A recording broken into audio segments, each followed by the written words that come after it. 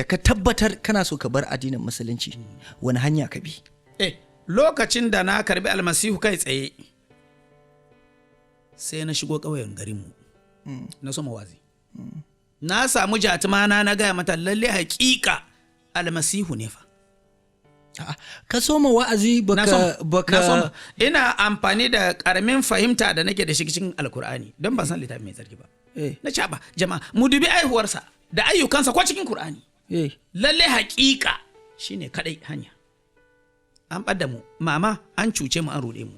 To nan take anguwa gaba ɗaya ruɗe. Amma kwarai kam ka kira ruwa. Dangi da iyaye gaba ɗaya suka yi mitin akan cewa na haukaci.